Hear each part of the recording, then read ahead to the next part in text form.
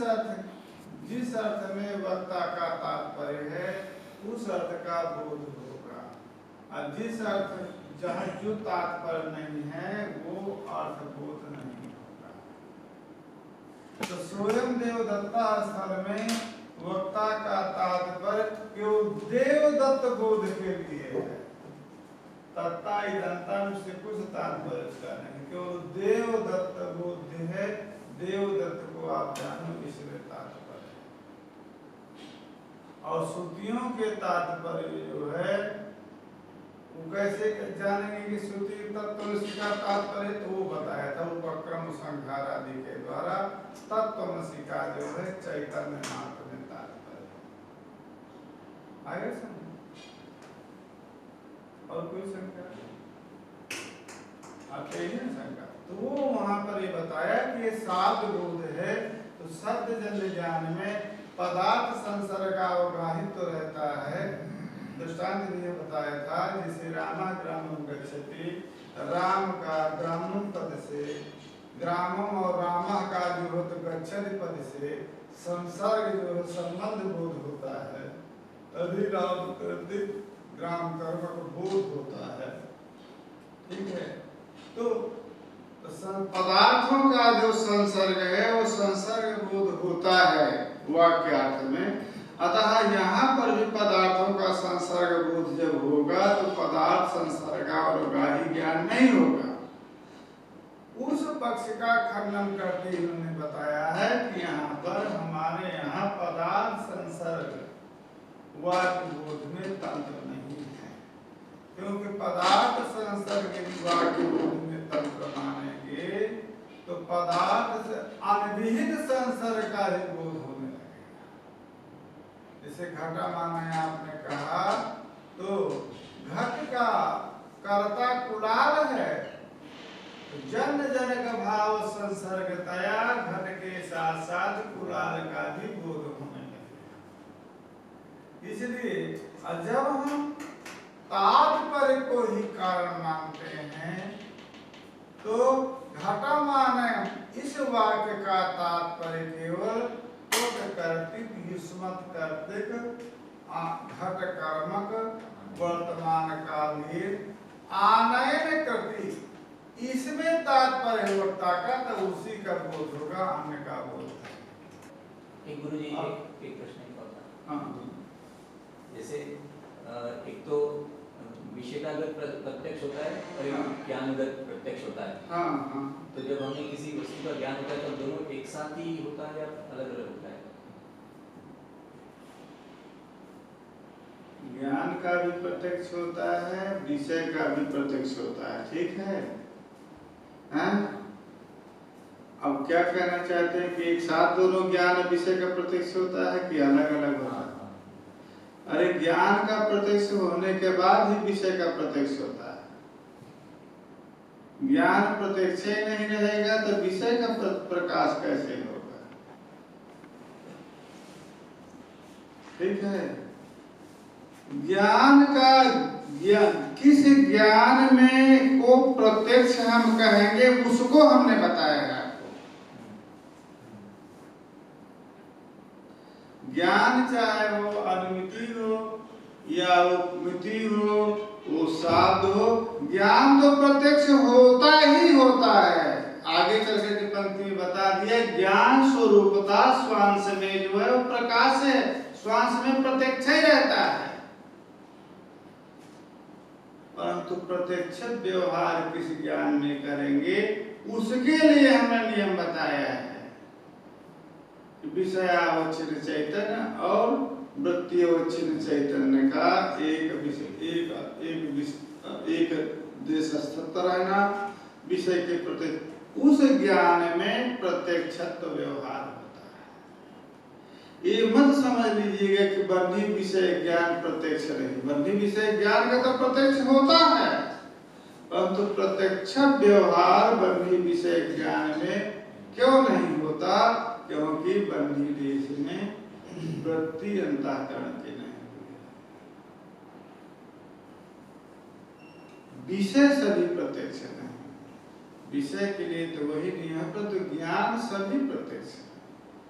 इसमें संदेह क्या है? ज्ञान तो प्रत्यक्ष व्यवहार करेगा, परंतु प्रत्यक्ष व्यवहार उस ज्ञान में हम करेंगे जब अंतःकरण का परिणाम विषय देश में जहाँ होता है, वो बात है। और कुछ चले?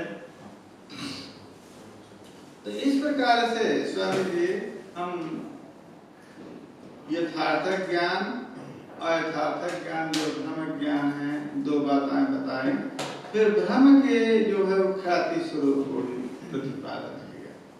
सत्ख्याति असत्ख्याति अनिर्वचनीय ख्याति आत्मख्याति इत्यादि उसका भी प्रतिवचन हो गया कि विषय के सत है तो सत्य ख्याति, विषय असत है तो असत ख्याति, विषय निर्वचनीय है तो अनिर्वचनीय ख्याति को प्रतिपादन। अब यहाँ पर बात आ रही है, ये कहना चाह रहे हैं पूर्व पक्षी नैयायिक कि ख्याति माने भ्रम स्थल में जो लौकिक पारमार्थिक है, माने लोक में परमार्थ है, ऐसा जो हाट का रजत है वही रजत भ्रम का विषय होता है। ये उनका सिद्धांत है। वो हाटकस्थ रजत हाटकस्थत्वेन न प्रतीत होकर के पूर्ववर्तीत्व प्रतीत होता है, इसलिए उसमें अन्यथात्व है। अब पूर्ववर्ती जो सुक्तिका है वो सुक्तित्व न प्रतीत होकर के रजतत्व प्रतीत होते, इसलिए उसमें भी अन्यथात्व है। इसलिए दो उभय अन्यथात्व होने का ख्याति बने भ्रम है, विषय भी सत्य है। और तो विषमवादी प्रवृत्ति जनकतया भ्रम ज्ञान तो स्वीकार करना चाहिए, परंतु भ्रम का कोई विषय भी तत्काल उत्पन्न अनिर्वचनीय है, इसमें कोई प्रमाण नहीं है, ये उनका कथन था। और दो ही दार्शनिकों में से एक रामानुजाचार्य और एक शंकराचार्य दो ही भ्रम के विषय को उत्पन्न कहते हैं। सत्ख्यातिवादी जो रामानुजाचार्य हैं वो कहते हैं कि पंचीकरण है सभी पदार्थों में, तो पंचीकरण होने के कारण रजत अवयव भी वो सुक्ति अवयव में है। तो यदि सुक्ति अवयव से सुक्ति पैदा हो सकती है तो सुक्ति अवयव से रजत भी पैदा हो सकता है, क्योंकि रजत भी का अवयव भी पंचीकरण प्रक्रिया से जब सकल पदार्थ एक दूसरे से मिलित हैं तो रजत भी उसमें मिलित है। तो वो रजत वहां पर पैदा होता है, वो रजत सूक्ष्म रजत है, क्योंकि दूसरे अवयव में पैदा हुआ है, इसलिए वो व्यवहार अर्थ नहीं है परंतु सत है। एक तो रजत की पैदाइश को कहते हैं, एक रजत को अनिर्वचनीय रजत तत्काल उत्पन्न होता है, ये कहते हैं। उन्होंने कहा कि ऐसे रजत की उत्पत्ति में कोई प्रमाण नहीं है, उसको बता रहे हैं। कहा कि रजत अपने रजत अवयव में ही पैदा होता है, सुक्ति अवयव में नहीं पैदा होता है, इसको तो सभी लोग जान जाएंगे,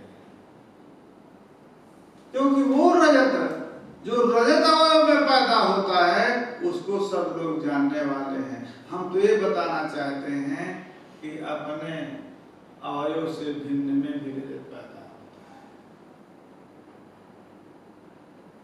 एक ही अधिष्ठान भूत आत्मा है, उसी आत्मा से सभी पैदा होने वाले हैं, ये हम शास्त्र के द्वारा बताना चाहते हैं। अतः आप तत्प्रातिभाषिक तत्कालोत्पन्न विषयकत्वे न प्रमाणम वो पूर्व पक्षी कह रहा है तत्काल प्रातिभाषिक तत्कालोत्पन्न इत्यादि विषय में कोई प्रमाण नहीं है, तो आप कैसे कह रहे हैं कि तात्कालिक प्रातिभाषिक रजत पैदा हुआ? तो क्या है भ्रम का विषय? तो देशांतरी रजत। देशांतरी माने अन्य देश में, हाटक देश में जो रजत है वही इस भ्रम का विषय है। उपलिप्त है माने वास्तविक है। तो जब वही विषय संभव हो सकता है तो आप भ्रम के विषय प्रातिभाषिक रजत की तत्कालोत्पत्ति क्यों स्वीकार कर?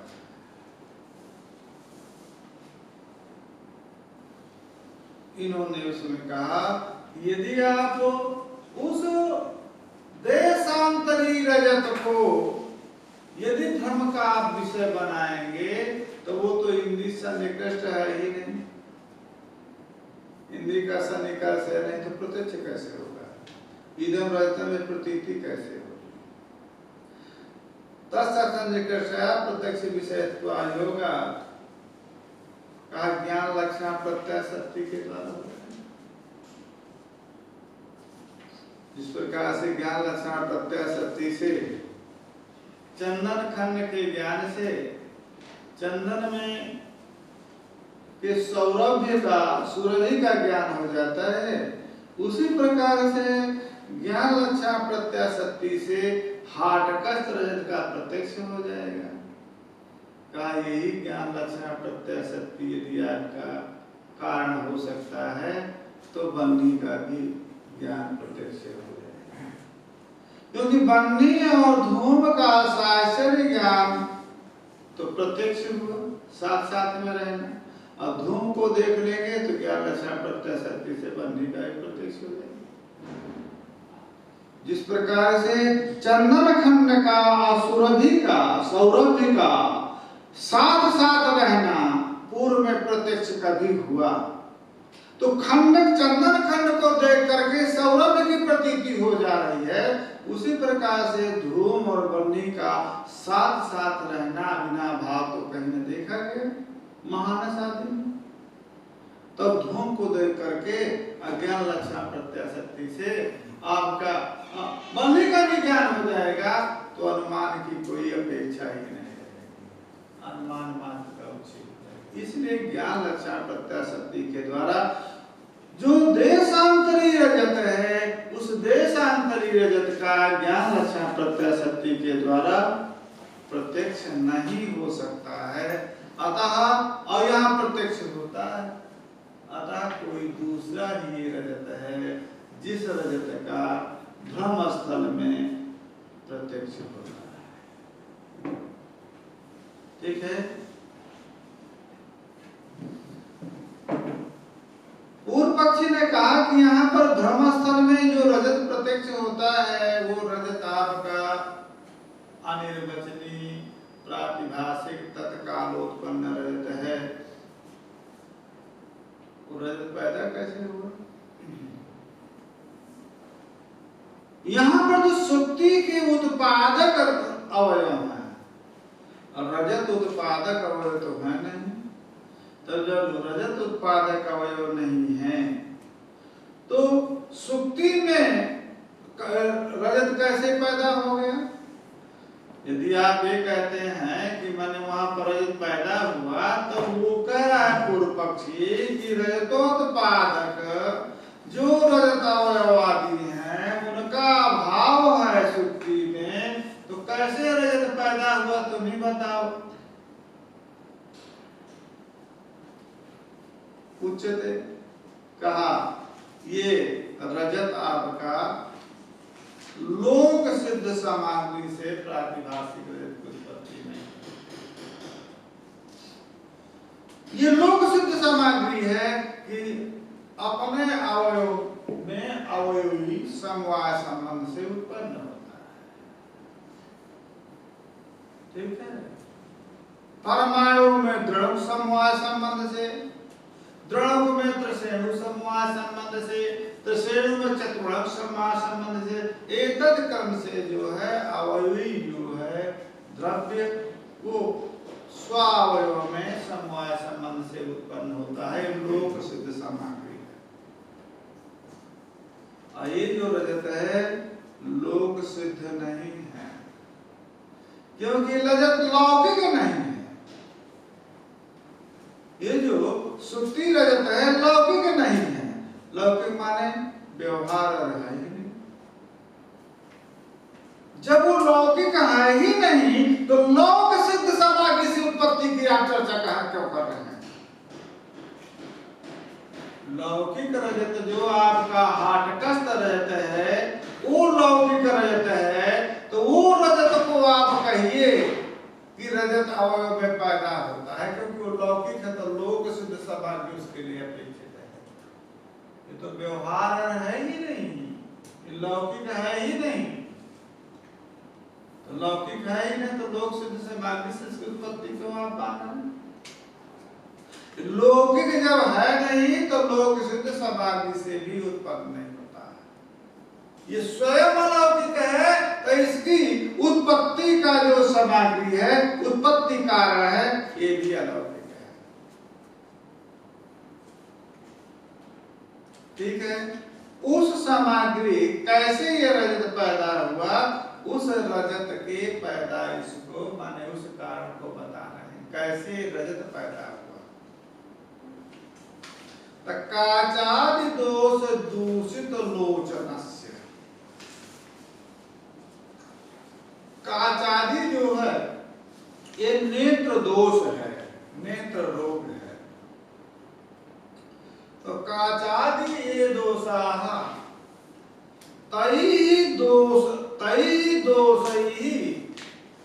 दूषितं लोचनम् इति काचादि दोष दूषित लोचनम तस्य लोचनस्य।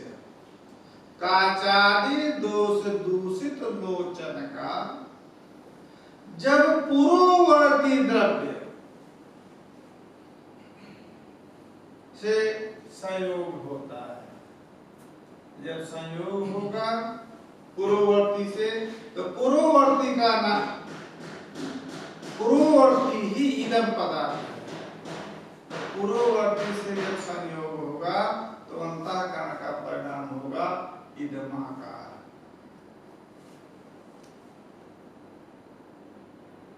इदमाकार। और वो जो पूर्ववर्ती द्रव्य है, उस पूर्ववर्ती द्रव्य में चाकचक्य है, चमचमाहट है। चाकचक्याकार भी अंतःकरण का परिणाम, दो प्रकार का परिणाम, इदमाकार, चाकचक्याकार, ये अंतःकरण का परिणाम। तो इस प्रकार की दो प्रकार की वृत्ति उत्पन्न होगी अंतःकरण की, एक इदमाकार वृत्ति और एक चाकचक्याकार वृत्ति। और उस वृत्ति में इदमाकार वृत्ति या चाकचक्याकार वृत्ति में इदमावच्छिन्न इदम अंशावच्छिन्न चैतन्य का प्रतिबिंब पड़ेगा। इदमावच्छिन्न चैतन्य जो विषय चैतन्य है, इदमावच्छिन्न चैतन्य प्रतिबिंबित हो जाएगा उसमें, क्योंकि इदमाकार वृत्ति है। तो वृत्ति में इदमावच्छिन्न चैतन्य, जो इदम अवच्छेदक जिस चैतन्य का पड़ रहा था, वही इदम अवच्छिन्न चैतन्य का प्रतिबिंब उस वृत्ति में पड़ जाएगा।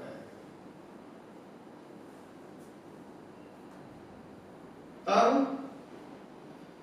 अब पूर्वोक्त रीत्या पुनः चलिए,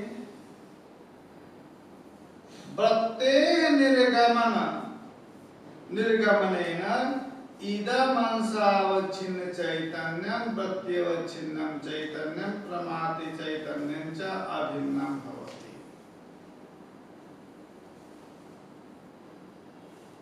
यहाँ पर थोड़ा चित्र के माध्यम से बताना पड़ेगा।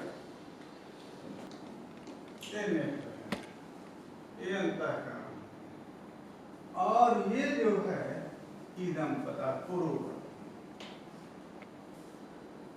इदम पदार्थ। अब ये नेत्र जो है दोष से दूषित है, नेत्र का जाति काम से दूषित है। तो जब ये नेत्र काचा कामलादि दोष से दूषित होगा और उसका इससे संसर्ग होगा इदमावच्छिन्न चैतन्य से, तो इसमें इदम में जो प्रकारीभूत सुक्तित्व है उसका ज्ञान नहीं हुआ, क्योंकि दोष से दूषित हो। तो केवल इदम माने पूर्ववर्ती मात्र का ज्ञान। तो जब पूर्ववर्ती मात्र का ज्ञान होगा तो ये आपके अंतःकरण का परिणाम इदमाकार होगा। विषय का परिणाम अंतःकरण की वृत्ति होती है घटाकार। इदम इसका विषय क्यों हो रहा है कि इदमाकार वृत्ति हो।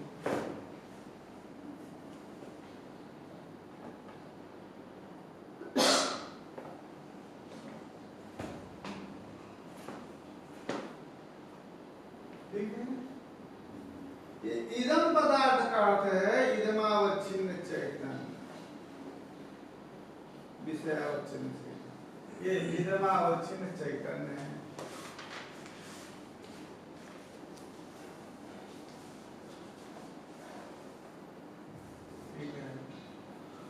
अब एक तो इसका आकार इदमाकार वृत्ति हुई अंतःकरण का है, और इस इदम जो है इसमें चमचमाहट है, चाकचिक्य है, तो एक चाकचिक्य का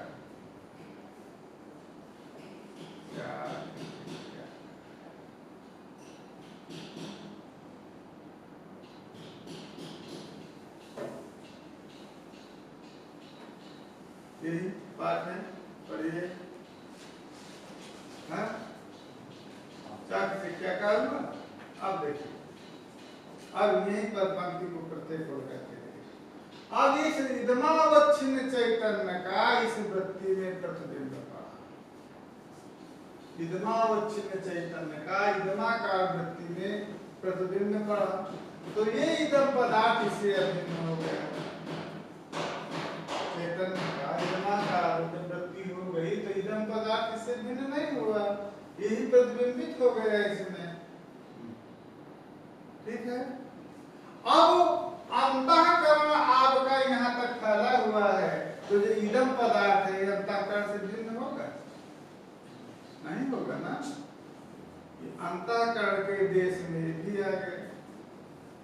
और जो चाकचिक्य संदर्शन से आपके अंतःकरण में जो रजत विषय संस्कार बैठा हुआ है वो संस्कार बुद्ध हो गए।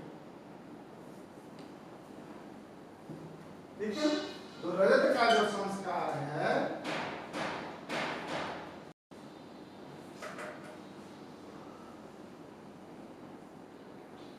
ये रजत संस्कार उद्बुद्ध हो गया, और रजत संस्कार किसमें है? अंतःकरण में। ठीक है ना, रजत संस्कार अंतःकरण में है, ये संस्कार इदम पदार्थ से अभिन्न हो गया, है ना। अब इदम पदार्थ में जो रहने वाली अविद्या है सुक्तित्व प्रकार का विद्या, क्योंकि इदम का ज्ञान हो रहा है, सुक्तित्व प्रकार का ज्ञान नहीं हो रहा। तो इदम सुक्तित्व प्रकार का जो अविद्या है वो भी इदम पदार्थ में विद्यमान है। इदम अंतःकरण से अभिन्न है, क्योंकि अंतःकरण इदम आकार हो चुका है, अंतःकरण इदमाकार हो चुका है, इसलिए इदम पदार्थ जो है अंतःकरण से अभिन्न है। और उसमें चाकचिक्याकार के कारण शब्द बोध हो गया संस्कार, तो रजत का संस्कार अंतःकरण में है। अतः रजत अब इदम पदार्थ में जो अविद्या है सुक्तित्व प्रकार का विद्या,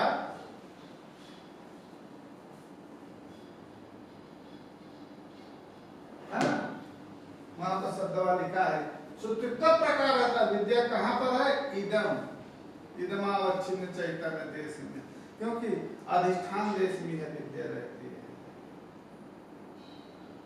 अविद्या का आश्रय भी ब्रह्म होता है और विषय भी। और कहाँ रह गए विद्या? अविद्या का अधिष्ठान भी ब्रह्म होता है और अविद्या का विषय भी ब्रह्म होता है। तो ये इदमावत जो इदमत्व माने सुक्तित्व प्रकार का विद्या है, ये इदम पदार्थ को इदमावच्छिन्न चैतन्य को विषय भी करेगी या इदमावच्छिन्न चैतन्य में रहेगी। आया बात समझ में? अब ये अंतःकरण के अंतर्गत यदि इदम आ गया तो अविद्या भी अंतःकरण के अंतर्गत आ गई। अब अंतःकरण में रजत संस्कार बैठा हुआ है तो वो जो अविद्या है वो रजत संस्कार की सहचरी हो गई। रजत संस्कार का उसमें सहचर प्राप्त हो गया, एकादश अविद्या का स्वरूप हो गया। इतना पहले समझ लेना है, ना कहीं समझ में आया तो समझ, इसके बाद फिर कुछ नहीं है ना? क्योंकि नेत्र जो है दोष दूषित है, इसलिए पूर्ववर्ती पदार्थ का ज्ञान सुक्तित्व नहीं हुआ प्रथम, और रजतत्व इदम ही हुआ माने पूर्ववर्तीत्व हुआ। तो वो अंतःकरण का परिणाम इदमाकार ही हुआ, सुक्त्याकार नहीं हुआ। इदमाकार परिणाम हुआ। उस इदम पदार्थ में चाकचिक है, चमचमाहट है, तो तदाकार भी परिणाम अंतःकरण का हुआ, चाकचिक्याकार भी। ये दो प्रकार की चाकचिक्याकार इदमाकार कोई व्यक्ति विशेष अंतःकरण के उत्पन्न। ठीक है। अब इदमावच्छिन्न चैतन्य निष्ठा ही अविद्या है। चैतन्य जो है इदमावच्छिन्न चैतन्य में अविद्या है। वो अविद्या जब अंतःकरण के अंतर्गत इदम हो गया तो अंतःकरण निष्ठा विद्या हो गई। और अंतःकरण में जब उस चाकचिक के कारण रजत का संस्कार दिया गया तो वो अविद्या और रजत संस्कार सहचरी हो गए, है ना? इस प्रकार से एकादश अविद्या का रजत के आकार में परिणाम होता है। अब पढ़ लीजिए। भगवता वक्तव्य अविद्यायाः अधिष्ठान हाँ विषयश्च हाँ शुद्धि ब्रह्म। हाँ तो तत्र व्यवहारिक प्रपंच स्थले शुद्धम चैतन्यम निर्विकल्पकम शुद्धम चैतन्यमेव अविद्यायाधिष्ठानम अविद्याया विषयो होति। सोपाधिक स्थले प्रातिभाषिक स्थले सोपहितम चैतन्यम अविद्यायाधिष्ठानम होति। इदमेव अभेदः तत्र अधिष्ठानम चैतन्यमेव एकत्र प्रातिभाषिक स्थले सोपहितम चैतन्यम माने सोपाधिकम चैतन्यम अंतःकरण उपहितम चैतन्यम अधिष्ठानम भवति। इदमावच्छिन्नम चैतन्यम अधिष्ठानम भवति। व्यवहारिक स्थले शुद्धम चैतन्यम अधिष्ठानम। यदा अधिष्ठान ज्ञानेन भ्रम निवृत्तिर्भवति। अधिष्ठान ज्ञानेन भ्रम निवृत्तिर्भवति। अतः अधिष्ठानम इदमावच्छिन्नम चैतन्यम। तो इदमावच्छिन्न चैतन्य ज्ञानेन भ्रमात्मकस्य रजतस्य निवृत्तिर्भवति। इदं च देहादिकं यद् देहादिको हि व्यवहारिकः प्रपञ्चः तस्य निवृत्ति शुद्ध चैतन्य अद्वैत चैतन्य ज्ञानेन भवति। अतः अद्वैत चैतन्यम जीवात् परमात्मा भिन्नं चैतन्यम अधिष्ठानं भवति व्यवहारिक प्रपंचस्य। यावत् कालं जीवात् परमात्मा द्वैरूपं ज्ञानं न जायते तावत् देह बुद्धि वा अंतःकरण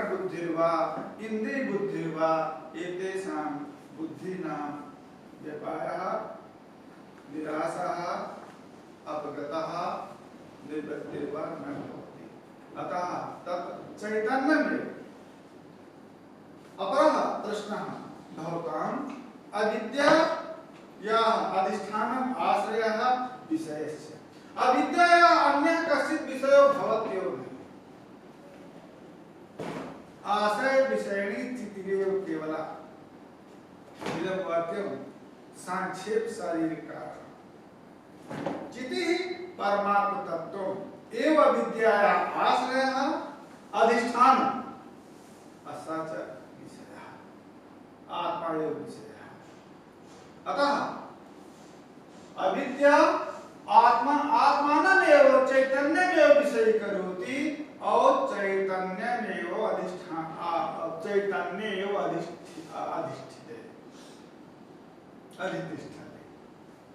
अतः तो ये अविद्या जो है ये इदमावच्छिन्न चैतन्य निष्ठ है।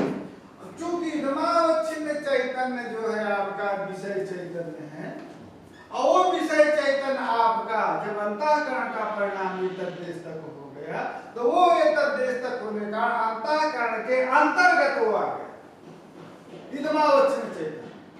और उसमें जो चाकचक्य है वो चाकचक्य संदर्शन से समुद्बोधित हो गया जो इसमें रजत संस्कार है। क्योंकि संस्कार के समुद्र को बोध के लिए कोई ना कोई कारण होना चाहिए। आप किसी व्यक्ति के साथ में किसी को देखते हैं हमेशा, उसको देखने के बाद ये तो उनके साथ रहता था। तो संस्कार कभी कभी साक्षात संस्कार का उद्बोधक होता है। जैसे हमने पूछ दिया जैसे स्वामी जी कल आपको यहाँ पर क्या बताया गया, साक्षात संस्कार उद्बुद्ध होकर क्या बताते कि आपने ये ऐसे ऐसे बताया था। और कभी संस्कार सहचार के द्वारा हो जाता है। जैसे हाथी को देखने के बाद इसके साथ तो एक वो हस्तिपक भी रहता था, वो कहीं पर या हस्तिपक को देखते हैं हाथी भी यहाँ पर कहीं पर होगा। तो ये सहचार से भी संस्कार। तो वो जो चाकचक्य है वो चाकचक्य रजत में देखा है जिसने, और वो चाकचक्य जब इसमें हो गया तो वो रजत चाकचक्य से रजत का संस्कार उद्भूत हो गया। वो अंतःकरण का संस्कार है। तो वो अंतःकरण के जो रजत संस्कार है उसका सहचरी भी ये उससे युक्त भी अविद्या हो गई। अतः एकादश जो अविद्या है उस अविद्या का परिणाम रजत के आकार में होता है। तस्यां वृत्तौ इदमावच्छिन्न चैतन्यं प्रतिबिंबते। वो जो वृत्ति हुई है इदमाकार, उस इदमाकार वृत्ति में प्रतिबिंबन किसका होगा तो उसी इदमावच्छिन्न चैतन्य प्रतिबिंबित हो गया वृत्ति में। वो अंतःकरण परिणाम रूप है। तो पूर्वोक्त रीत्या वही पूर्वोक्त रीति के लिए हमने बताया है कि अंतःकरण जो है इंद्रिय सन्निकर्ष होने के कारण उस देश तक जब गया पूर्वोक्त रीत्या वृत्ते बहिर्निर्गमने। ठीक है, पूर्वोक्त रीति जो परागुदक दृष्टांत से बताया है तो वृत्ति का निर्गमन हुआ माने अंतःकरण के परिणाम का निर्गमन हुआ। तो इदमावच्छिन्न चैतन्य वृत्तिवच्छिन्न, तो इदमावच्छिन्न चैतन्य और वृत्तिवच्छिन्न चैतन्य एक होगा महाराज जी। और प्रमादी अंतःकरणावच्छिन्न चैतन्य, तो प्रमादी चैतन्य से भी अभिन्न होगा। प्रमादी चैतन्य उसका परिणाम है, अंतःकरण का जो परिणाम है उससे भी अभिन्न है। यथा अंतःकरण वहां तक फैल गया है तो उससे भी अभिन्न हो। प्रमाद चैतन्य से अभिन्न ततश्च प्रमाद चैतन्य अभिन्न। ठीक है, प्रमाद चैतन्य अंतःकरणावच्छिन्न चैतन्य है ना, उससे विषय भिन्न, उससे अभिन्न जो विषय चैतन्य इदमावच्छिन्न चैतन्य, और उस इदमावच्छिन्न चैतन्य में रहने वाली जो अविद्या है। कौन से विद्या? सुप्तित्व प्रकारिका विद्या। सुक्तित्व प्रकार का सुक्तित्व प्रकार ज्ञान नहीं हो रहा है, केवल इदमत्व प्रकार केवल इदम यही ज्ञान हो रहा है। तो सुक्तित्व प्रकार तो विद्या बैठी ही है उसमें, ठीक है। तो वो चाक चिक के सादृश्य, चाक चिक जो सादृश्य है, यादृश चाक चिक्यम और रजते तादृशमेव चाक चिक्यम इदमे मन इदमावच्छिन्ने चैतन्ये पूर्ववर्ती विषय तद सादृश्य, सादृश्य से जो है संस्कार का उद्भूत हो जाता है। कोई व्यक्ति है, वो जानते हैं कि वो व्यक्ति नहीं है, परंतु उसी के सदस्य कोई होता है, कहो इसी प्रकार के तो हमारे संत हैं, स्वरूप से वही लगते हैं, तो वो व्यक्ति वो संत नहीं है, परंतु उसके स्वरूप आकृति से यदि कुछ मिलता जुलता है तो स्मरण अपने संत का हो जा रहा है। ऐसे ही तो हमारे वो संत हैं। तो सादृश्य से वो संत का संस्कार या किसी वस्तु का संस्कार उद्बोधित हो जाता है।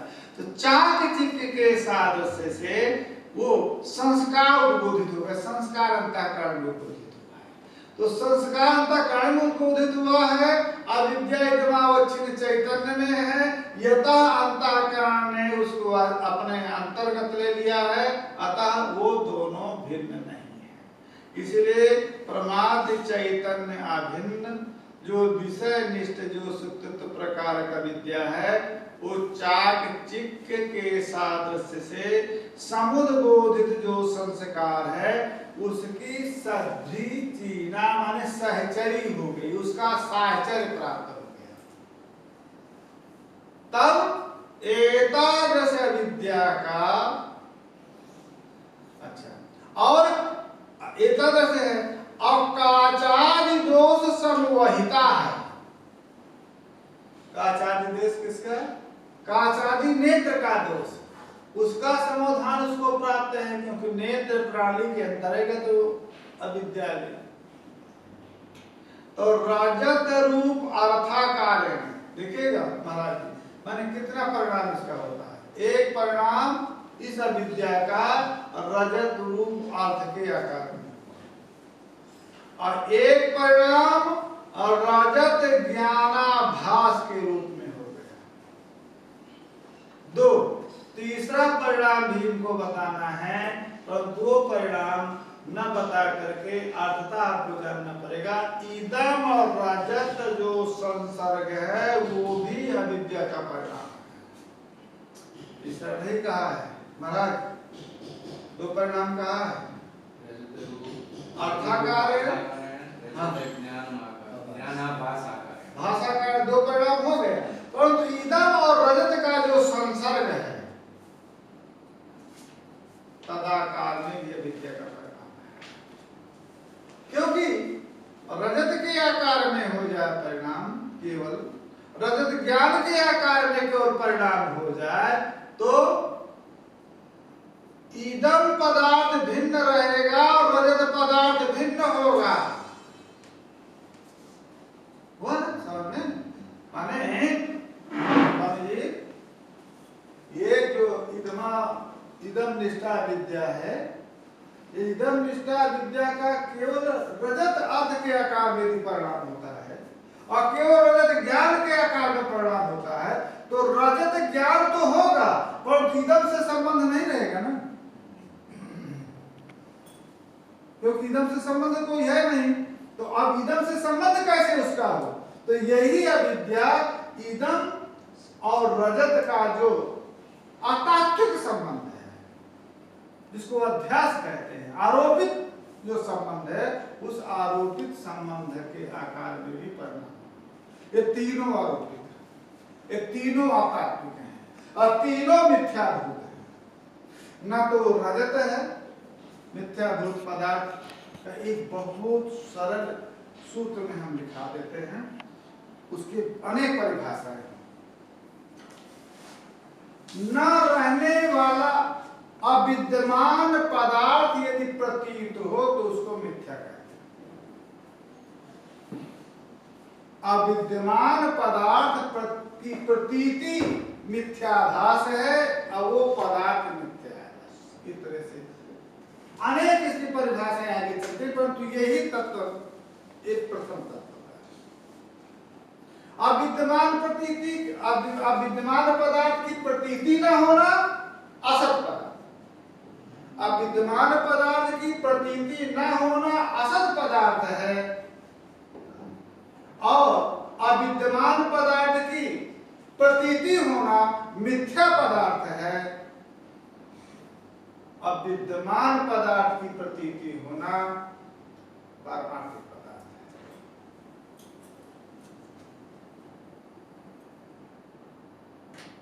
है। ठीक, क्योंकि एक हम अलग अलग एक शैली में जाए जबकि बहुत सरलतया समझ सकते हैं। जो विद्यमान है, विद्यमान की प्रतीति वही तात्विक प्रतीति है। इदम विद्यमान है, इदम की प्रतीति होती है, तात्विक प्रतीति है। रजत विद्यमान नहीं है, रजत की प्रतीति होती है, और मिथ्या प्रतीति हो, मिथ्या हो गया।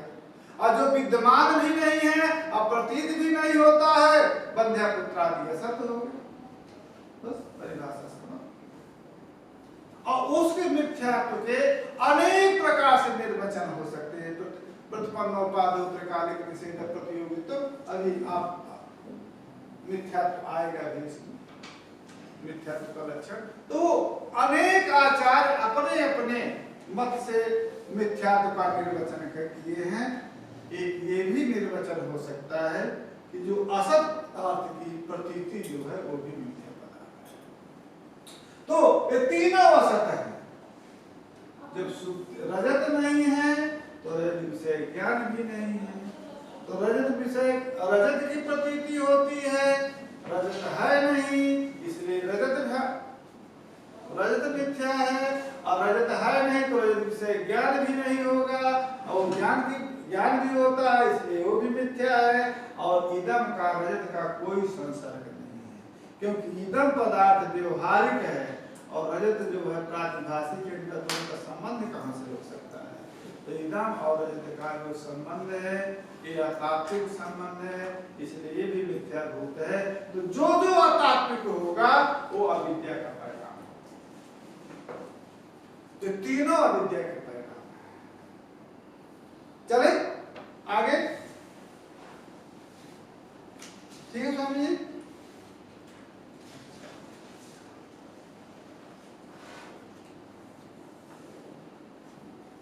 अब चलिए जी हाँ, जैसे रजत रूप अर्थाकारेण परिणमते अविद्या, हाँ तो ठीक है जी, लेकिन ये ज्ञान आभास रूपेण परिणमते, हाँ माना तात्विक ज्ञान आता है। हाँ लेकिन वो ज्ञान जब तक कुछ भी ज्ञान नहीं होगा, मिथ्या ज्ञान होगा तो भी उसको रजत की प्रतीति होती है जी। क्या कहें? हाँ सुन ले। हाँ अविद्या से अविद्या की तीन वृत्ति आपने बताई है। हाँ संबंध इदम से। हाँ तो सबसे पहले तो रजत रूपाकार है। हाँ रजत अर्थाकार है, वो तो योग्य है। हाँ। उसके बाद रजत ज्ञानाभास कार्य, तो ज्ञानाभास माने तात्विक रजत ज्ञान, ज्ञानाभास का मतलब माने धर्मात्मक रजत ज्ञान। ज्ञानाभास इसलिए कह रहे हैं कि वो तो यथार्थ ज्ञान नहीं है ना, भ्रम है ना। तो भ्रम यथार्थ और मिथ्या या ख्याति सब पर्यायवाची न है। तो जिस प्रकार से रजत भ्रम है, उसी प्रकार से रजत ज्ञान भ्रम है, उसी प्रकार से रजत और इदम का संसर्ग भ्रम है। तो तीनों जो भ्रम हैं, जो तीनों ख्यातियां हैं या तीनों मिथ्या पदार्थ हैं, और तीनों का परिणाम जो है अविद्या का परिणाम होगा, क्योंकि अविद्या स्वयं मिथ्याभूत है। तो मिथ्याभूत से मिथ्याभूत की प्रतीति होगी। ठीक है, अब चलिए परिणाम की बात आई थी। और एक तो परिणाम और विवर्त को यहाँ पर हम समझ लें कि विवर्त और परिणाम क्या पदार्थ है। क्योंकि ये जो कार्य है स्वामी जी, इस कार्य को ही का नाम ही विवर्त है और यही कार्य परिणाम है। ठीक है, ये जो कार्य है इसी को विवर्त कहेंगे।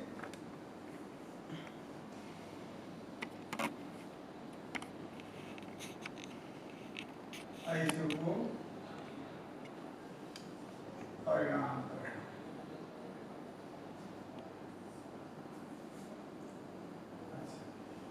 कि कब परिणाम कहलाएगा, कब विवर्त कहलाएगा। ठीक है ना?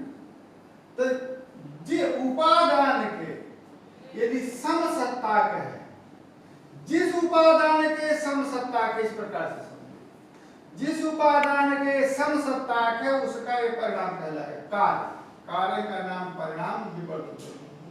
और जिस उपादान के विषम सत्ताक है उसका विवर्त कहलाएगा। तो कार्य यहां पर क्या है? कार्य यहां पर आपका रजत है,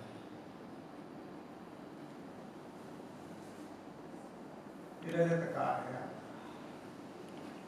ठीक है। अब ये रजत विवर्त किसका होगा, परिणाम किसका होगा? तो देखिए, एक यहां पर सुक्तित्व प्रकार का विद्या है,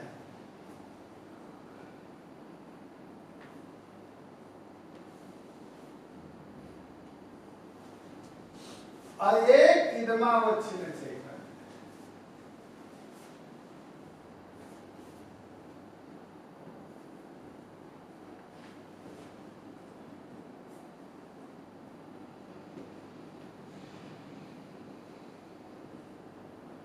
स्वामी जी, ये दोनों उपादान, इसके उपादान का दोनों है। क्यों? उपादान के हमने कल व्याख्या कर दिया था, उसको पुनः समझ लीजिए। बड़े सरल तरह से हमने कहा था कि कार्य उत्पन्न हो करके जिसमें रहता है और जिसमें लीन होता है वो उपादान कहलाता है। तो ये जो रजत है, तो रजत उत्पन्न होकर के किसमें है स्वामी जी? इदमावच्छिन्न चैतन्य में, पूर्ववर्ती में है। और जब इदमावच्छिन्न चैतन्य का ज्ञान हो जाएगा, इयम सुक्ति अथवा नेदम रजतम, तो उसी में समाप्त हो जाएगा। इसलिए इदमावच्छिन्न चैतन्य जो है ये भी इसका उपादान है। इदमावच्छिन्न चैतन्य निष्ठा जो अविद्या है, अविद्या कहाँ है? इदमावच्छिन्न चैतन्य निष्ठा है। तो इदमावच्छिन्न चैतन्य में ही रजत प्रतीत होता है और वहीं पर अविद्या है, अविद्या का परिणाम है ये। अतः अविद्या भी इसका उपादान है। तो परिणाम किसको कहते हैं? तो पंक्ति पढ़िए उसमें।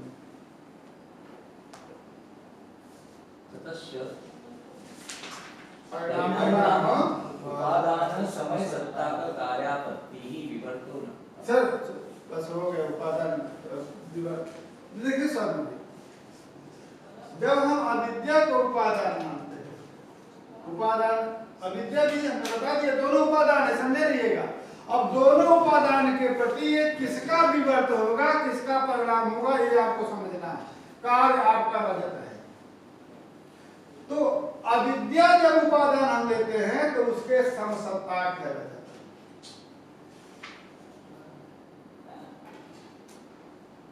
अविद्या भी प्रातिभाषिक है,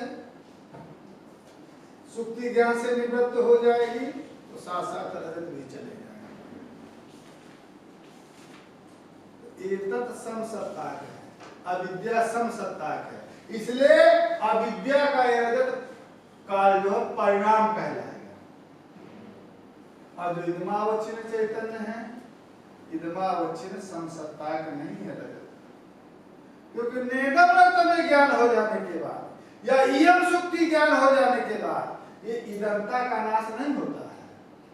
ये इदम जो रजत का विशेषण हो रहा था, अब किसका विशेषण हो जाएगा? सुक्ति का विशेषण हो जाएगा। पूर्ववर्ता का तो बात नहीं हुआ, इसके समसत्ताक रजत नहीं, विषम सत्ताक है, इसलिए चैतन्य का ये विवर्त।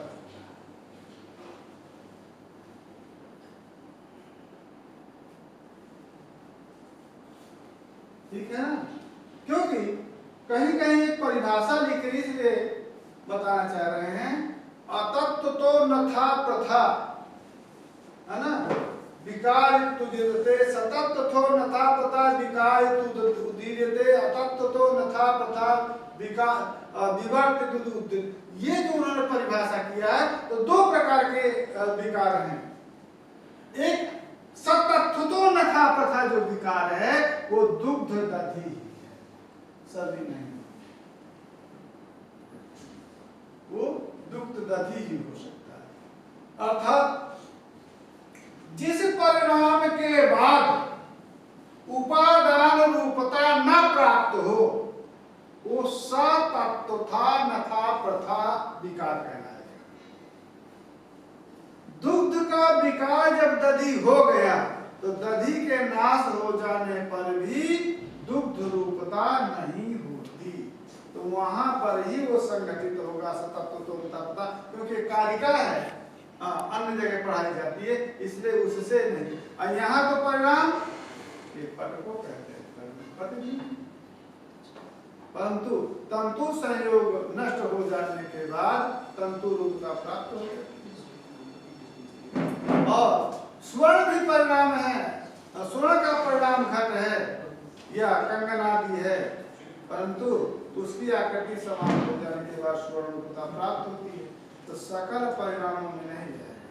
इसलिए ये जो वेदांत का परिणाम के लक्षण है, इस सर्वत्र चला है। दुग्ध की व्यवहारिक सत्ता है, इसकी भी व्यवहारिक सत्ता है, समसत्ता को हो गया दधि, परंतु सतत्तो नथा प्रथा अतत्तो नथा प्रथा, ये जो विकार परिणाम का लक्षण है, कारिकाबद्ध है, पढ़ाया जाता है, वो सभी में नहीं जाएगा।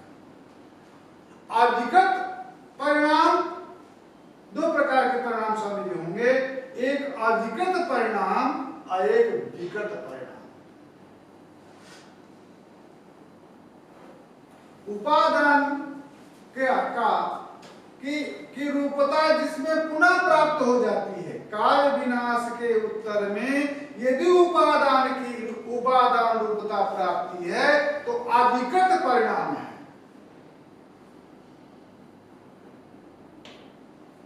और यदि कार्य विनाश के उत्तर में भी उपादान रूपता प्राप्ति नहीं होती है तो वो विगत परिणाम है।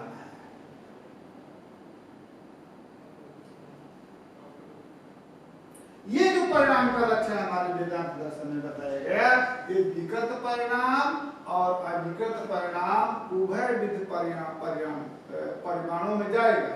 और वो जो कारिका अनुबंधित है ना, तत्व तो कारिका कहाँ की है, अनेक जगह उसको विकार परिणाम के लिए बताया जाता है, वो केवल विगत परिणाम में ही समन्वय होगा उस परिणाम का, अविगत परिणाम में नहीं आएगा।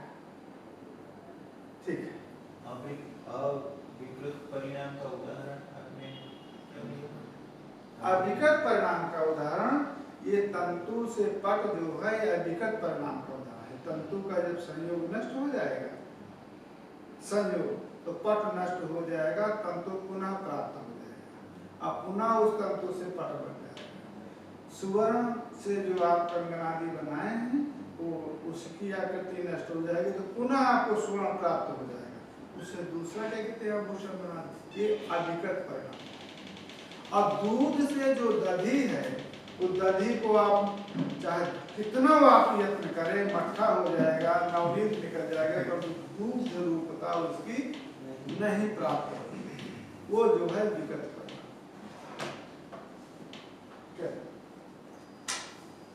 विवर्तो नाम उपादान विषम सत्ता कार्यापत्ति। ठीक है, प्रातिभाषिकम रहतम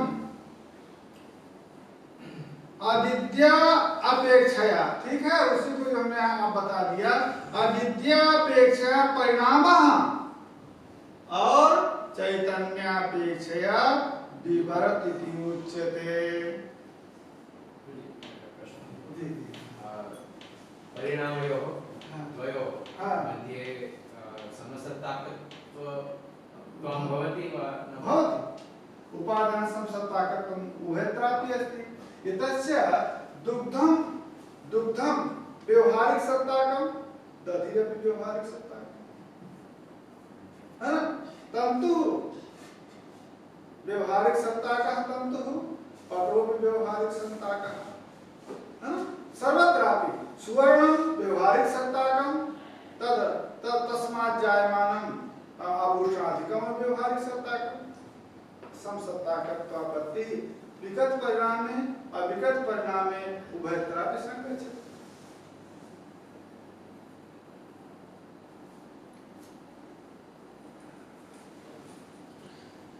अविद्या परिणाम रूपम च तद रजतम अविद्याधिष्ठाने इदमावच्छिन्ने चैतन्ये वर्तते। हाँ ना स्वामी जी, हमने कहा था कि ये भी इदमावच्छिन्न चैतन्य भी आपका उपादान है। हमने कह दिया प्रतिज्ञा में। क्या उपादान है? उपादान को तुमने परिभाषित कर दिया था कि जिससे काल उत्पन्न होकर के जिसमें रहे वही उपादान होगा। उत्पन्न होकर के जिसमें रहे जिसमें लीन हो तो कैसे उपादान हो गया? तो उसी को लिख रहे हैं कि अविद्या का परिणाम रूप रजत, अविद्या का अधिष्ठान भूत विद्यमावच्छिन्न चैतन्य उसी में रहती है। क्यों? नियम है। क्या नियम है? लिख रहे हैं अविद्या। हाँ, अविद्या परिणाम रूपम च तद रजतम अविद्याधिष्ठान इदमावच्छिन्न चैतन्य वर्तते। ठीक है, हो गया। इतना समझ में आ गया? क्यों? अस्मन् मते अस्मन्मते सर्वस्य अपि कार्यस्य स्वोपादान विद्याधिष्ठानाश्रितत्व नियमात् सर्वस्यापि कार्यस्य। तो देखिए जितना भी कार्य है यहाँ पर आप समझ लीजिए स्वामी जी, जितना भी कार्य है इसी से सिद्धांत तो उन्होंने कर दिया। जितना भी कार्य है उस कार्य का उपादान अविद्या है।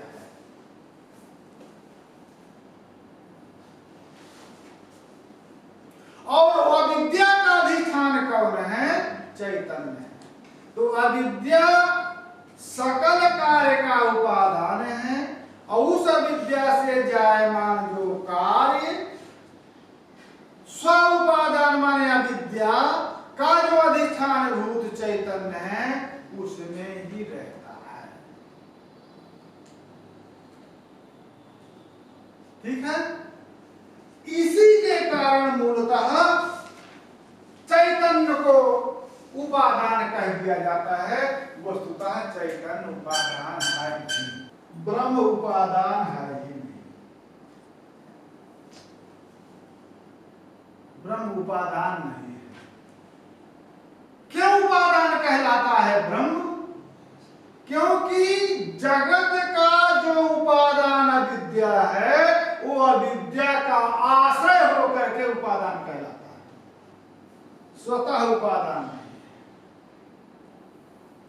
इसी प्रकार से व्यवहार स्थल में चलिए तो शुद्ध चैतन्य विषय जो अविद्या है वो शुद्ध चैतन्य विषय का विद्या का परिणाम देह इंद्रियादि ये जगत के रूप में हुआ। ठीक है। और उस शुद्ध अविद्या का अधिष्ठान, उस अविद्या का अधिष्ठान शुद्ध चैतन्य है।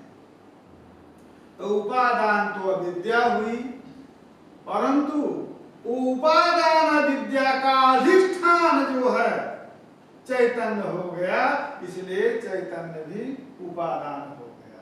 अभी आपका दृष्टांत हमने जो बताया उसी प्रकार समझे। परिणाम अविद्या का है, परिणाम अविद्या का है, परंतु वो अविद्या इदमावच्छिन्न चैतन्य निष्ठा है, इदमावच्छिन्न चैतन्य में रहने वाली है, इसलिए इदमावच्छिन्न चैतन्य भी उपादान हो जा रहा है। क्योंकि एन जातानि जीवन्ति, एन जातानि माने यस्मिन् तिष्ठन्ति, तो एन जातानि जीवन्ति, तो अधिष्ठान के बिना अविद्या का कोई आश्रय नहीं है।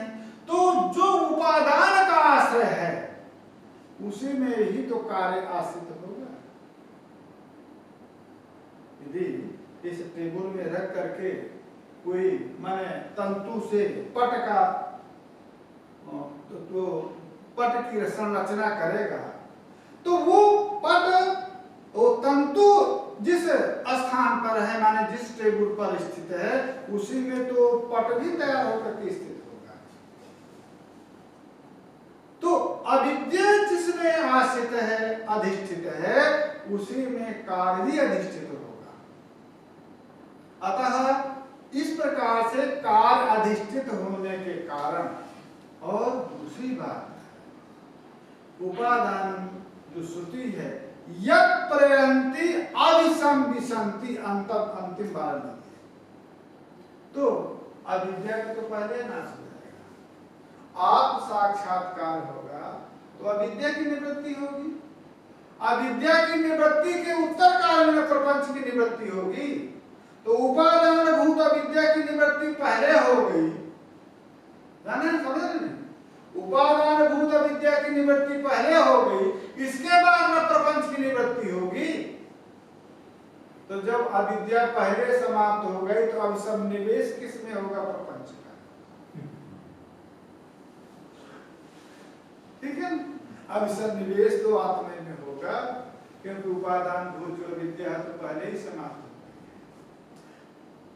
दूसरी बात, तो न तो अविद्या आश्रय ही हो सकती है, क्यों? वो स्वयं निराश्रित है, वो ही स्वयं क्या कहते हैं, स्वयं आश्रय भूत नहीं है।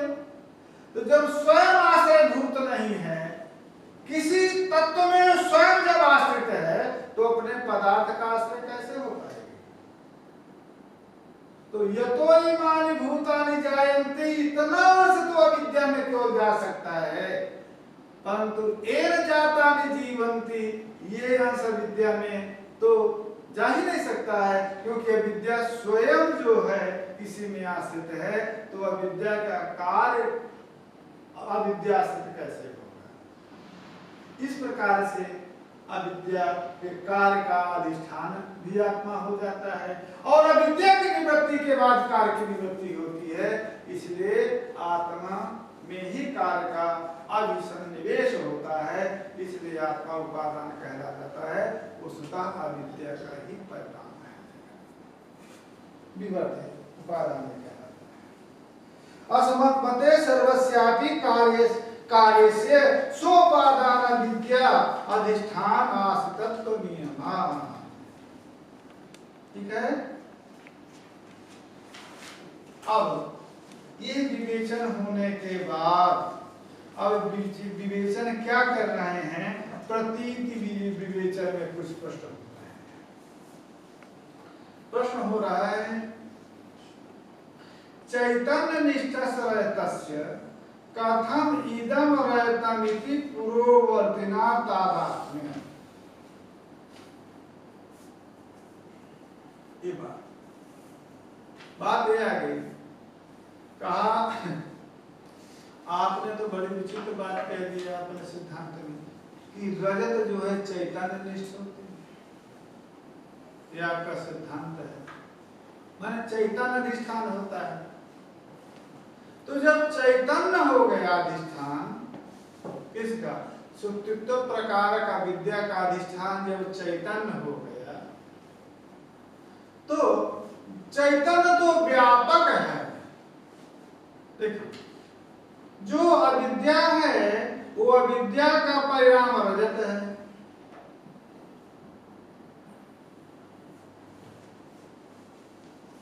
ठीक, तो अविद्या का परिणाम रजत है, और उस अविद्या का अधिष्ठान कौन है? चैतन्य है। तो चैतन्य तो व्यापक है। तो पूर्ववर्ती माने इदम रजतम, ये प्रतीति कैसे होती है? सर्वत्र रजत प्रतीति होनी चाहिए। आएगा सामने सामने है? जब अविद्या का अधिष्ठान चैतन्य है और उस चैतन्य निष्ठा विद्या का परिणाम रजत के रूप में है, तो चैतन्य तो व्यापक है, तो व्यापक रूप में सर्वत्र रजत दिखाई देना चाहिए। पूर्ववर्तीतया कैसे प्रतीति होती है? पूर्ववर्ती तादात्म्य रजत की प्रतीति कैसे होती है? ये पूर्व पक्ष है। पूर्व पक्ष समझ में आ गया ना सर? अब उत्तर पक्ष उच्चते यथा न्याय नये आत्मनिष्ठ सुखादे शरीर निष्ठत्व अनिष्ठत्वेन उपलम्भः शरीरस्य सुखाद्यधिकरणतावच्छेदकत्वात् तथा चैतन्य मात्रस्य रहितं प्रत्यधिष्ठानतया इदमावच्छिन्न चैतन्यस्य तदधिष्ठानत्वेन इदम अवच्छेदकतया रहितस्य पूर्ववर्ती संसर्ग प्रत्यय उपपद्यते। चलिए, ये क्योंकि नैयायिक का प्रश्न था, क्योंकि आक्षेप में तो नैयायिक ही पड़ा हुआ है। इसने कहा नैयायिक ने कि यदि चैतन्य ही अधिष्ठान है विद्या का, तो चैतन्य अधिष्ठान है तो उस अविद्या का परिणाम जब रजत के रूप में होगा, जिसका चैतन्य अधिष्ठान है, तो चैतन्य के व्यापक होने के कारण पूर्ववर्ती के तादात्म्यपन रजत की प्रतीति ना हो करके सर्वव्यापकत्व रजत की प्रतीति होनी चाहिए। तो कहा सुन लीजिए, आपके यहाँ सुख दुख इच्छा द्वेष धर्माधर्म किसके गुण आप कहते हैं? आत्मा के। तो व्यापक का है नहीं प्रतीत होते। अहम सुखी, अहम दुखी, अहम जाने, ये क्या कर रहे हैं? अरे सर्वत्र क्यों नहीं प्रतीति होती है? तो जिस प्रकार से आपके मत में आत्मनिष्ठ मन आत्मवृत्ति जो सुखादि है, उनकी प्रतीति कैसे होती है? देहावच्छेदेन। तो देहावच्छेदेन सुखादि की प्रतीति होती है, और वो सुखादि आत्मा के गुण है। अतः सुखादि का अधिकरण आत्मा है, परंतु अधिकरणता का अवच्छेदक शरीर है, देह। ठीक है ना? इसलिए देहावच्छेदन प्रतीति होती है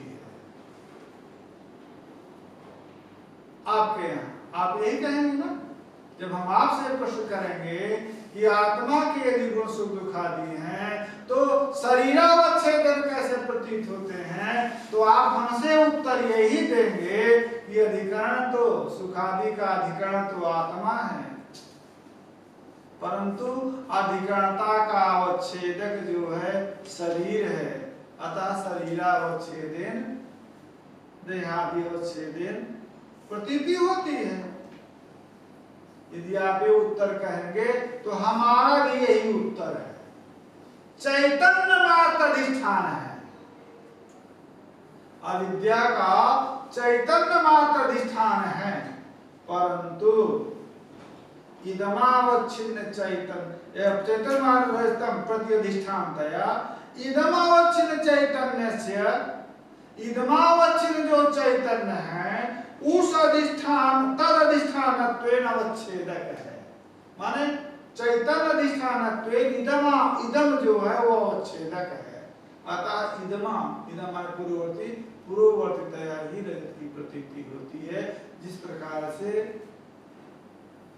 आत्मा ही अधिकरण है सुख दुखादि का, परंतु उसका अधिकरणता का अवच्छेदक शरीर होने के कारण शरीरावच्छिन्न आत्मा में सुख आदि की प्रतीति होती है। उसी प्रकार से चैतन्य ही अधिष्ठान है अविद्या का, परंतु चैतन्य अधिष्ठान होने पर भी इदम पदार्थ उसका अवच्छेदक है। अतः इदमावच्छेदेन रजत की प्रतीति होती है। ठीक स्वामी जी, है ना? तस्य विषय चैतन्यस्य अंतःकरणोपहित चैतन्य अभिन्नतया विषय चैतन्याध्यस्तम अपिरेतम साक्षणी अध्यस्तमिति केवल साक्षी वेद्यम। ये इस विषय में पहले हमने बताया था कि ये जो रजत है केवल साक्षी वेद्य है। केवल साक्षी वेद्य कैसे हो सके? लेकिन केवल साक्षी वेद्य वो पदार्थ होता है जिसका अंतःकरण से अत्यंत तादात्म्य होता है। अंतःकरण उसकी उपाधि है साक्षी की, तो उस उपाधि से अत्यंत जो संबद्ध पदार्थ होता है वही केवल साक्षी भास होता है। अंतःकरण, अंतःकरण के धर्म शुद्ध उपाधि और अविद्या, प्रातिभाषिक पदार्थ कहां से आ गए? प्रातिभाषिक पदार्थ का कैसे साक्षी वेद्यता केवल साक्षी वेद्यता हुई, उसका प्रतिपादन यहाँ पर कर ये कर रहे हैं कि तस्य विषय चैतन्य से, जो विषय चैतन्य से यहाँ पर आप इदमावच्छिन्न चैतन्य ना लेकर के विषय चैतन्य आपका हो गया, आपका रजतावच्छिन्न से विषय चैतन्य से और अंतःकरणावच्छिन्न चैतन्य भिन्नतया। हाँ, विषय चैतन्य से आप इदमावच्छिन्न चैतन्य ही ले लीजिए। तस्य विषय चैतन्य से माने इदमावच्छिन्न चैतन्य से अंतःकरण चैतन्य अभिन्नतया, अंतःकरण चैतन्य जो प्रमात्र चैतन्य है उससे अभिन्न। ठीक है, और उस विषय चैतन्य में अध्यस्त माने इदमावच्छिन्न चैतन्य में अध्यस्त जो रजत है वो साक्षी में भी अध्यस्त हो गए। चित्र के माध्यम से बताएगा आ जाएगा। जो परमात्म चैतन्य है अंतःकरणावच्छिन्न चैतन्य और जो इदमावच्छिन्न चैतन्य है, तो जब दोनों का ऐक्य हो गया तो इदमावच्छिन्न में जो अध्यस्त रजत था वो अंतःकरणावच्छिन्न चैतन्य में अध्यस्त हो गया, और अंतःकरण अवच्छिन्न चैतन्य में जो अध्यस्त होता है वो साक्षी भाष्य होता है। हाँ, आरोपित, आरोपित अध्यस्त माने आरोपित है ना। अच्छा, साक्षी में भी अध्यस्त हो गया तो वो विषय चैतन्य में अध्यस्त है, और वो विषय चैतन्य में अध्यस्त है। उसको लग रहा है माध्यम से बताने जल्दी से, तो जल्दी समझ में आ जाएगा। अधिष्ठान चैतन्य है, इसको हमने एक बार बता दिया, इसको बताने की आवश्यकता नहीं है। देखिए ये जो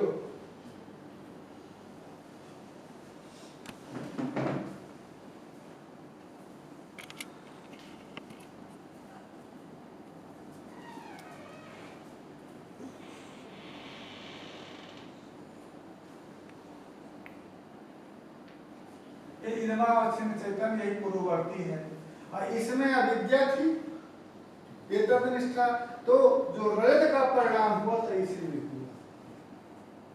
ठीक है ना, तो ये रजत जो है इदमावच्छिन्न चैतन्य में अध्यस्त होगा।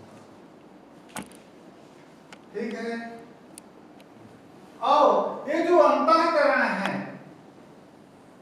ये अंतःकरण से पूर्ववृत्ति के द्वारा ये इदमावच्छिन्न चैतन्य जो है अंतर्गत हो गया है पूर्ववृत्ति से। तो ये जब ये उपाधि के अंतर्गत ये उपाधि हो गई, तो इदमावच्छिन्न चैतन्य में जो अध्यस्त था वो अंतःकरणावच्छिन्न चैतन्य में अध्यस्त हो गया। और यही अंतःकरण जो है आज की किसकी उपाधि है? साक्षी की उपाधि है। पहले बता दिया, अंतःकरण उपाधि साक्षी की है, अब विशेषण जो है परमात्मा का है। तो जो उपाधि अंतःकरण की थी, उस उपाधि के अंतर्गत जब रजत आ गया तो वो इदमावच्छिन्न में चैतन्य में अध्यस्त था। किस में अध्यस्त हो गया? साक्षी में अध्यस्त हो गया। इसलिए साक्षी में अध्यस्त होने के कारण केवल साक्षी वेद इसको कहते हैं। रजत केवल साक्षी वेद है, और इदम केवल साक्षी वेद नहीं है, ये जो है प्रत्यक्ष विषय है। इदमाकार वृत्ति अंतःकरण की हुई है, रजत प्रातिभाषिक है। इदम से वो तादात्म्य जो है, तात्विक तादात्म्य होकर के प्रतीति, वहां पर रजत अध्यस्त है, वही प्रातिभाषिक है, इदम अध्यस्त नहीं है। इसलिए इदम के साथ रजत का तादात्म्य अध्यस्त हम कहते थे, क्योंकि एक वास्तविक है और एक अवास्तविक है। वास्तविक और अवास्तविक का संबंध नहीं हो सकता है। एक संत और एक बनावटी आसन और वो भी अच्छा के रंग धारण कर ले, कितने दिन चलेगा? जब तक आप उसको नहीं समझ पाए तभी न चलेगा। आपसे बहुत अच्छा स्वरूप बना लिया है चंदन मंदन टीका ठीका लगा करके, तो हम उससे कितने दिन चलेगा? क्योंकि एक वास्तविक साधक है और एक असाधक होकर के बनावटी साधक है, दोनों का संसर्ग नहीं हो सकता है। उसी प्रकार से इदम जो है ये वास्तविक है व्यवहार काल में, और रजत जो है अवास्तविक है, इनका संबंध वास्तविक नहीं हो सकता है, अवास्तविक ही संबंध हो सकता है।